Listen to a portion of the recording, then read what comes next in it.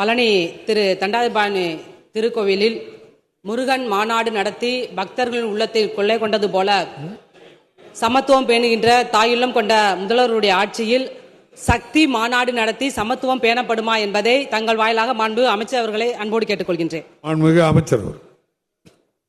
மாண்புமிகு பேரவைத் தலைவர் அவர்களே, திராவிட மாடல் ஆட்சி ஏற்பட்ட பிறகு சக்திகள் மிகவும் மகிழ்ச்சியோடு இருக்கின்றார்கள் என்பதை நம்முடைய உறுப்பினர் நன்றாக அறிவார்கள். முதல்வர் அவர்கள் ஆட்சி ஏற்பட்ட பிறகுதான் இருளை போக்குகின்ற ஒளி தருகின்ற வழிபாடு என்று கருதப்படுகின்ற திருவிளக்கு பூஜையை முதலில் நம்முடைய அருமை அண்ணன் அனிதா ராதாகிருஷ்ணன் அவர்களோடு இணைந்து முத்தாரம்மன் திருக்கோயிலே தொடங்கி வைத்தோம்.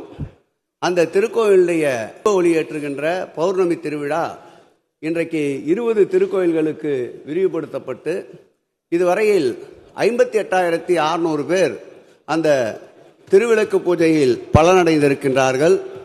அதேபோல் கடந்த ஆண்டு ஆன்மீக பயணம் என்று பயணத்தை ஏற்படுத்தி 1031 சக்திகள் அந்த ஆன்மீக பயணத்திலும் பயனடைந்திருக்கின்றார்கள். குறிப்பிட்டு சொல்ல வேண்டும் என்றால் இந்த ஆட்சி ஏற்பட்ட பிறகு 60,000 சக்திகள் பலனடைந்திருப்பதால் சக்தி மாநாடு என்று ஒன்று தனியாக தேவைப்படவில்லை என்பதை மாண்புமிகு பேரவைத் தலைவர் வாயிலாக உறுப்பினருக்கு தெரிவித்துக் கொள்கிறேன்.